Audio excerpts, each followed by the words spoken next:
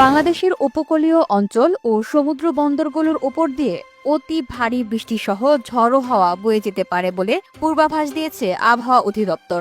এছাড়া সমুদ্র বন্দরগুলোতে ৩ নম্বর স্থানীয় সতর্ক সংকেত জারি করেছে সংস্থাটি।